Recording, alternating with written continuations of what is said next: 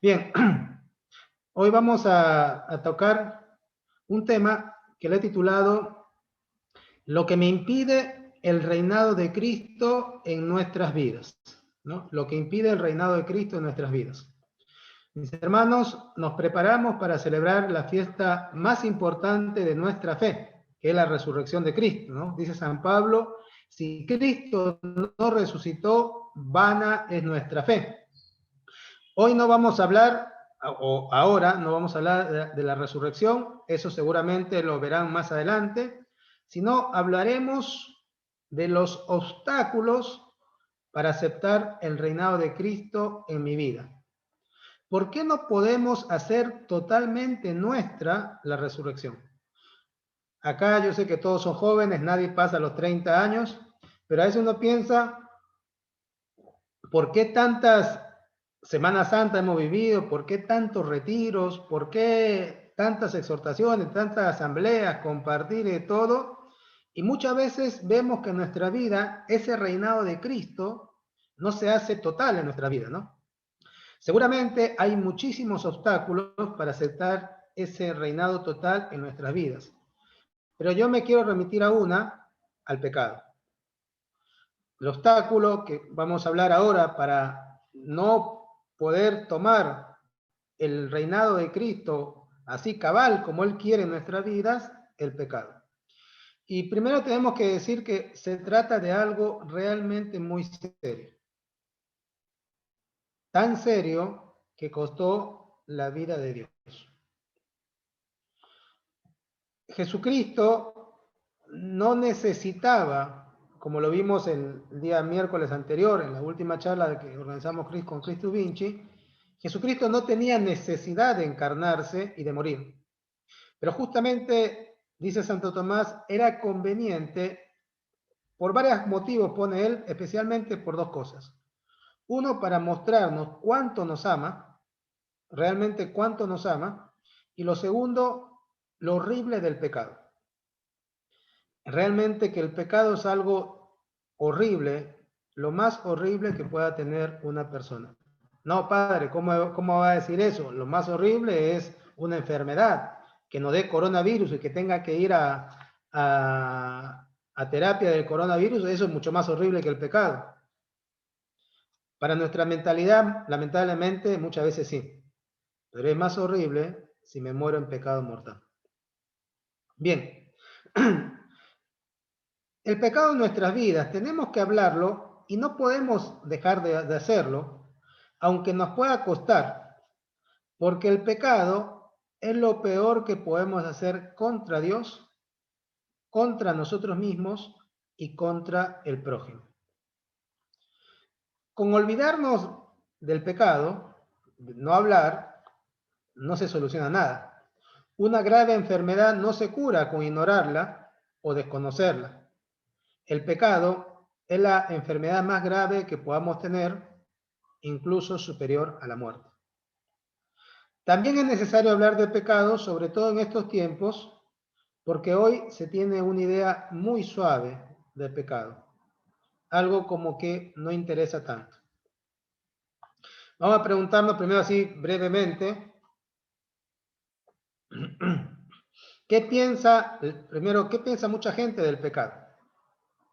Muchas veces se tiene una idea equivocada, no se le da importancia y por eso se peca tanto y tan descaradamente. El pecado se puede decir que hoy parece como que tuviera carta de ciudadanía. Total, un pecado más, ¿qué hace? Total, de última, si peco, después me confieso. Y otros posiblemente dirán, ¿confesarse? Si el pecado no existe, si Dios no existe, si no existe el infierno. A lo sumo muchas veces se dice que nosotros no cometemos pecados, sino cometemos errores, pero eso lo hace todo el mundo, ¿no? Es decir, actualmente hay una pérdida del sentido del pecado.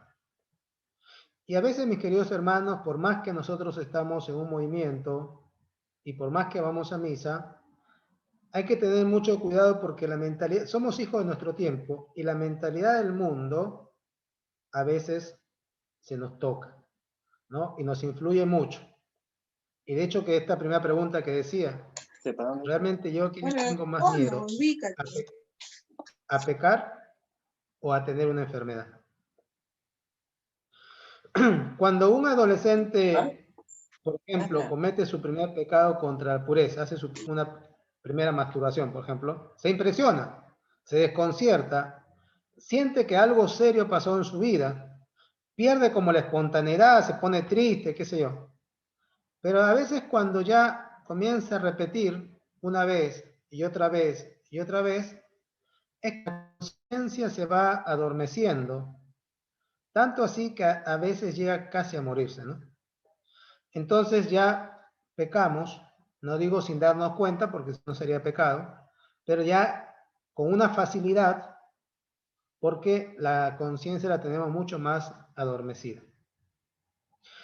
Podríamos decir entonces, mis hermanos, que hay tres clases de personas, resumiendo así a grosso modo. Una, para quienes el pecado no cuenta nada, ¿no? Otras de repente, para otro tipo de personas, ¿se escucha bien? ¿Sí? Otra de Excelente. repente, ok, gracias. Otra de repente, otro tipo de personas para los que el pecado es mucho, muchísimo, es algo gravísimo, ¿no? Como los santos. Por ejemplo, Domingo Sabio, que a los 7 años decía en su pequeño diario, decía, prefiero la muerte antes que pecar, con 7 años. O Santa María Goretti, que conocemos la historia, ¿no es cierto? Prefirió, digamos, que la maten antes que pecar de pureza. Bueno, y hay una tercera categoría de personas para las cuales el pecado cuenta. Sí cuenta, es una cosa mala, ofende a Dios, me ofende a mí, ofende al prójimo, ¿no? Pero pensamos que siempre hay tiempo para rectificarnos. Total, todavía no me voy a morir. Tal vez algunos de nosotros estemos en este grupo, al menos muchas veces yo estoy en este grupo. Habría que preguntarnos, o habría que preguntarse, ¿qué piensa Dios del pecado? ¿No? Porque al final no importa tanto lo que yo piense, o lo que piensen los demás, ¿no? Sino al final importa lo que piensa Dios. Y esto, a ver, todos somos conscientes, tal vez un poquitito más consciente el sacerdote, porque muchas veces te llaman cuando la gente está por morir, ¿cierto? Pero en estos últimos meses, y bueno, ustedes también lo habrán experimentado con la pandemia y con todo, en mi caso ha sido más por accidentes, a veces incluso jóvenes, ¿no? Que salían, salían en la mañana o salían en la noche de repente ahí a bailar y nunca regresaban, porque vino un auto, los atropelló y chao. Y no solamente chicos con vicios, gente, la vez pasó una señora que al cruzar la calle no vio bien y la atropelló un auto. Es decir, es que tomar conciencia que nuestra vida no la tenemos comprada, que realmente no sabemos si vamos a llegar a hoy a la noche. Ojalá que lleguemos, ¿no es cierto? Pero no lo sabemos. Bien, entonces hay que preguntarnos qué piensa Dios del pecado. Y creo que por la forma como Él reacciona, es decir, por la forma como tal vez Él castiga o Él reprende frente al pecado, nosotros podemos más o menos discernir qué es lo que Dios piensa del pecado. Pensemos, por ejemplo, en el pecado de los ángeles. Eran seres perfectísimos y hermosísimos. Cometen un solo pecado, desobediencia. En ese instante, Dios crea el infierno. Y de ángeles se convierten en demonios. Fue su primer pecado y el único pecado. No tuvieron tiempo de cometer el segundo. Dios no esperó. Le pareció más que suficiente el primer pecado. Por supuesto, los ángeles tienen una inteligencia muy superior a la nuestra, tienen mucho más conciencia de lo que es la ofensa a Dios que nosotros. Por eso, con un solo pecado, se convirtieron en demonios para toda la eternidad. ¿Cuántas veces, mis hermanos, nos habremos acostado en pecado? ¿Cuántas veces habremos emprendido algún viaje de repente en pecado?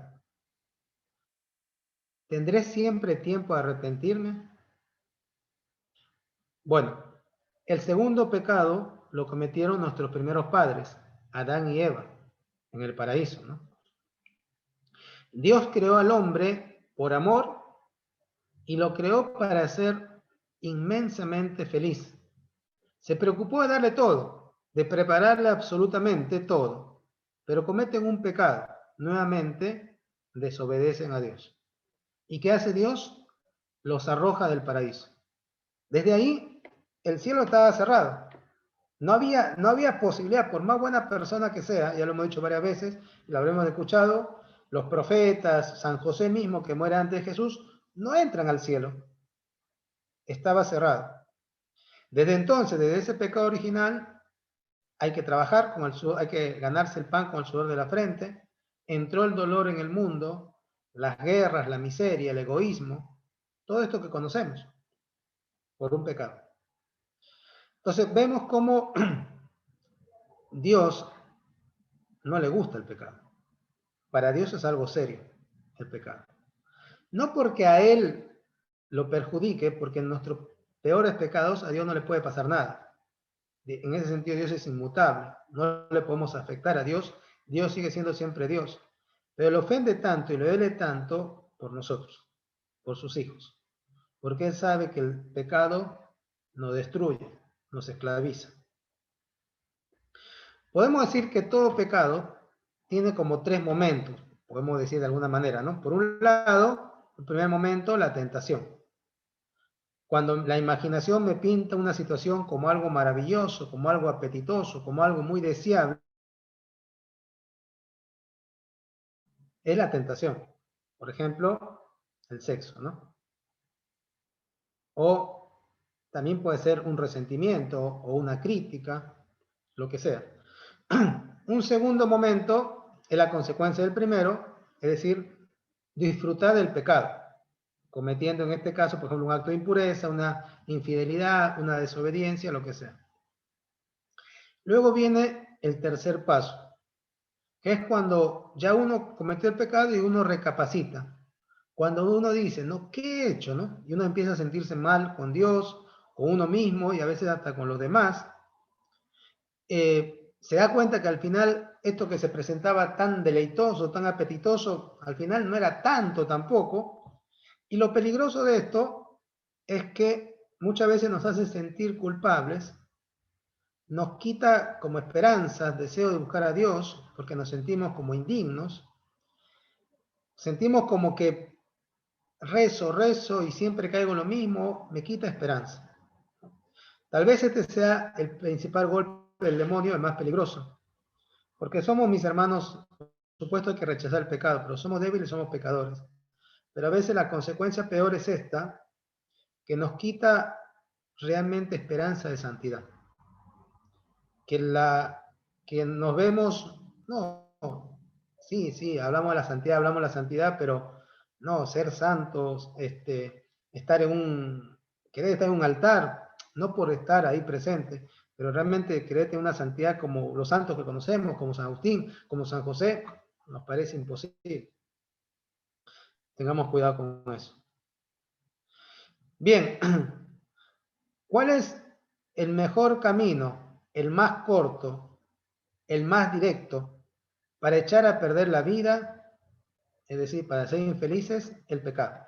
Cambiaba la frase, ¿no? Porque en realidad San Luis Griñón de Montfort dice, ¿cuál es el camino más corto, más directo, más recto para llegar a Dios? Y él dice la Virgen, ¿no? Entonces, digamos, parafraseando eso que dice San Luis Griñón de Montfort, podemos decirlo al revés. ¿Cuál es el camino más corto, más directo para echar a perder la vida, para ser infelices? El pecado.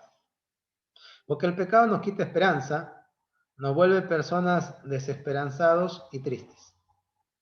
Por eso vemos a tantos jóvenes que están en la etapa más hermosa de la vida, digamos la primavera de la vida, y están amargados, están tristes, están destruidos.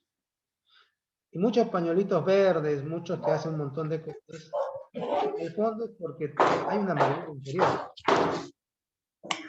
El pecado, mis hermanos, sabemos que esclaviza. Por eso ¿Cuántos esclavos vemos hoy? ¿Y cuántas veces nosotros estamos esclavizados? Y lo peor de todo, que el pecado es atractivo. Me acuerdo que un amigo sacerdote de Costa Rica, en Roma, me acuerdo, siempre decía, el problema es que, ¿cómo es que decía? Lo rico o es pecado o engorda, decía. Es porque el pecado de alguna manera es atractivo, ¿no? Hay gente que tiene tantos medios y tantas cosas, ¿no? Dinero, renombre, títulos, cargos, pero le falta a Dios. Lo más importante, lo más necesario, ¿no? En definitiva, no son tan ricos. Y un ejemplo de esto, que también algo de esto lo vimos el día miércoles, de esta modelo colombiana, Amada Rosa Pérez, en la que está en Tierra de María, en la película, humanamente hablando, ¿no? Belleza, dinero, fama, los placeres que quisiera, y sin embargo ella misma dice, no era feliz, no tenía paz. Porque justamente el pecado me esclaviza, me entristece, me amarga a mí y amarga al que vive conmigo. Hablemos justamente ahora un poquito, hasta ahora se entiende bien, ¿sí? ¿Vamos bien? Un poquito de la dimensión social del pecado, ¿no? Mis hermanos, el pecado envenena nuestros ambientes. El pecado envenena el aire de nuestros hogares. Los resentimientos, las indiferencias, falta de diálogo, falta de renuncia, desórdenes, sobreprotección. El pecado daña el ambiente de mi familia. Daña también el ambiente de nuestras calles, nuestras ciudades, nuestras escuelas. Vemos los adolescentes, los jóvenes, y a veces no tan jóvenes. La vez pasada, bueno, allá hace un par de años, me acuerdo, caminaba, yo no sé por qué, bueno, andaba en el auto, me parece. Claro, estaba regresando de cenar de alguna, supongo de alguna casa de los hermanos de la comunidad, y sería como la 1 de la mañana, un sábado, supongo, pero bueno, no me acuerdo qué día. Y en plena avenida, acá, bueno, los que conocen Rafael saben que es chiquito, existen 2 avenidas importantes nada más, ¿no? En plena avenida, Avenida Irigoyen, 2 jóvenes teniendo relaciones. Pero así, en plena avenida, la chica se había levantado la falda y estaba encima del muchacho y todo, ¿no? Bueno, todo esto, el pecado contamina, porque no solamente es ellos, ¿no? Lo que influye en los otros chicos que pasan por ahí, que lo miran y todo eso. Bien, vemos cómo el pecado va contaminando la literatura, los libros, ideología de género. Hoy, si revisamos los libros de biología, nos vamos a encontrar con muchas sorpresas. No son los mismos libros de biología que nosotros hemos estudiado. Hola, ¿quién es? Perdón un ratito, que alguien está entrando. Un segundito. Los libros de biología no son los que estudiamos nosotros. Nos vamos a sorprender mucho, ¿no? Prácticamente ya el sexo no existe, existe simplemente el género y no son 2, sino son 99. Bueno, hermanos, a nosotros no nos han crucificado, a nosotros no nos coronaron de espinas, a nosotros no nos han escupido en la cara, no nos han clavado en una cruz. Por eso, de alguna manera, a veces podemos pensar que el pecado no tiene importancia. Pero a Cristo, que es lo que estamos conmemorando ahora, sí lo azotaron, sí lo golpearon. Y ustedes posiblemente ya lo habrán visto, el tema de la pasión el día de ayer. Sí lo escupieron, sí lo dejaron desnudo, lo humillaron y sí lo mataron por nosotros. No sé qué cosa podríamos sentir nosotros si nuestra madre diera la vida por alguien y ese alguien por quien dio la vida nos dijera, su muerte me tiene sin cuidado. De alguna manera, nosotros a veces hacemos eso. La muerte de Cristo nos tiene sin cuidado. Hacemos nuestra vida al margen de su voluntad. ¿Qué será el pecado cuando Dios no perdonó a su propio Hijo, sino que lo dejó morir en una cruz? Ante el pecado, Dios tenía dos alternativas: la muerte de su Hijo o el infierno eterno para el pecador, es decir, para cada uno de nosotros. Y Dios, por amor, y Jesús, su Hijo amado, Dios también, la segunda persona de la Trinidad, entregó su vida por nosotros. Ojalá nunca su muerte nos tenga sin cuidado. San Agustín, hablando de la renuncia al pecado, dice: si lo vas a dejar alguna vez, ¿por qué no ahora? Y si no ahora, ¿por qué dices que alguna vez lo vas a dejar? Si Cristo en la cruz no te mueve, dime qué cosa te va a poder mover. Si vas a renunciar al pecado, ¿por qué no ahora? Y si no ahora, ¿por qué dices que alguna vez lo vas a renunciar? ¿Lo harás?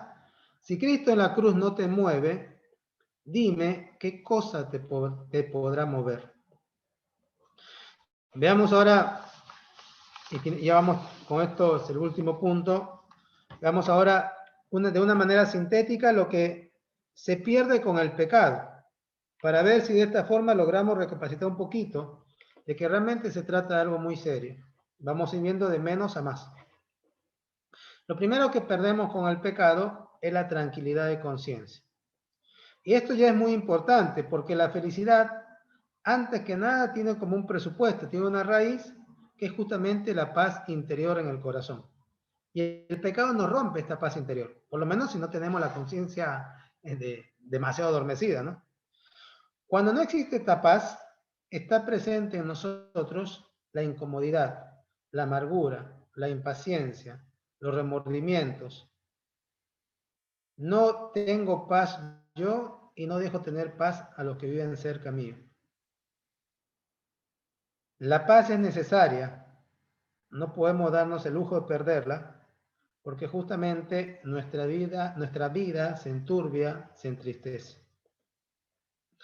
Lo segundo que perdemos con el pecado es que con el pecado mortal perdemos todos los méritos que tenemos.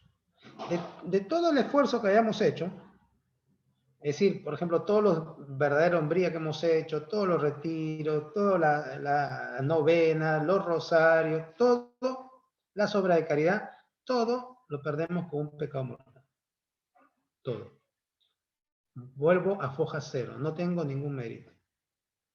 Obviamente, gracias a Dios, Dios siempre es misericordioso. Cuando me hago una buena confesión, retomo todos los méritos. Tercera cosa que perdemos con el pecado, perdemos la gracia de Dios. ¿Qué es lo más grande que llevamos encima? Que es la gracia de Dios, que no es otra cosa que la vida divina que Dios nos ha dado. Es decir, la presencia de Dios en nuestras vidas. Hacernos como Él, templos del Espíritu Santo, herederos de la eternidad, de la eterna felicidad, ¿no? Lo que pasa es que creo que para esto justamente es importante, para yo no tener conciencia del dolor que significa perder la gracia, siempre creo que tengo que tener como horizonte la eternidad. Cuán importante la eternidad para mí. Si nosotros entendiéramos qué cosa es la gracia, haríamos cualquier cosa para no perderla. Cuarto punto, ¿qué es lo que perdemos con el pecado? Perdemos el cielo. Pero ¿qué es el cielo para nosotros, no? Nosotros entendemos lo que significa una eternidad definitivamente perdida. Decía Jesús a sus apóstoles, ¿no? No debéis alegraros de que habéis curado enfermos o has resucitado muertos. Alégrense más bien de que sus nombres estén escritos en el cielo. Cambiando el sentido de la frase, podríamos decir, si por algo podemos estar tristes, es porque nuestro nombre esté tachado en la lista del cielo. Obviamente, ¿quién la va a tachar? Jesús no, Él dio la vida por nosotros. El demonio solo no puede tampoco. ¿Quién la va a tachar? Nosotros mismos, con nuestros actos. Nosotros mismos con nuestros actos, alejándonos de Dios, tachamos nuestro nombre del cielo. Quinto punto, por último, perdemos al mismo Dios. Y aquí se pierde todo, hermanos. Se pierde lo mejor. Es apostarlo todo y perderlo todo. Si no nos arrepentimos, un día podremos escuchar unas terribles palabras, que son palabras de la Biblia. Apártense de mí, malditos, vayan al fuego eterno. Palabras dichas por Jesús. Podríamos como contrapartida decir, bueno, todo esto se pierde, ¿qué ganamos? Porque ¿por qué pecamos? La respuesta sería, no se gana nada. Bueno, concedamos algo. ¿Qué se gana? Un momento de placer. ¿Vale la pena? Recuerdo y recordamos seguramente todos el pasaje de Esaú y de su hermano Jacob. Cuando Esaú viene cansado con mucha hambre y Jacob había hecho un guiso de lentejas y Esaú le dice, dame un poco de esas lentejas. Y Jacob le dice, sí, pero firma acá, renuncia a tu primogenitura, que me las pasas a mí. Y Esaú vende su primogenitura por un plato de lentejas. Al poco tiempo volverá a tener hambre, no tendrá ni las lentejas ni la primogenitura. Es decir, por una estupidez vendió lo más importante. Y a veces nos puede pasar eso a nosotros. Vender nuestra dignidad, el amor de Dios, el amor de lo que hemos visto y estamos contemplando en estos días, la pasión, ese Cristo que se entrega totalmente, su humillación, su sangre, su sudor de sangre, todo por un plato de lentejas. Menos mal que, y esto lo veremos más adelante en el retiro, menos mal que la misericordia de Dios vence todo. No existe pecado, no existe pecado, no existe pecado, por más grande que sea, que me pueda apartar del amor de Dios. Él está siempre. Pero por supuesto necesita que nosotros nos arrepintamos y nos acerquemos. Por eso, mis hermanos, termino diciendo, es la hora de Cristo, es la hora de dejar nuestras esclavitudes, nuestras ataduras, es la hora de dejar que Cristo reine en nuestros corazones. Que su sacrificio cobre el valor que Él quiere. Que no nos durmamos como Getsemaní, que no seamos indiferentes, ¿no? Sino preguntémonos, tal vez, ¿qué es lo que me falta renunciar? ¿Qué es lo que en este momento me está alejando de Cristo? Y yo pensaba con un pequeño ejercicio por la casa. Piénsenlo, escríbanlo y ofrézcanlo en casa. Lo pueden compartir de repente con los hijos, con la familia. Escriban un papelito, hagan una pequeña fogatita, quémenlo y hagan una oración o un canto y ofrézcansela a la cruz de Cristo. Muy bien, muchas gracias.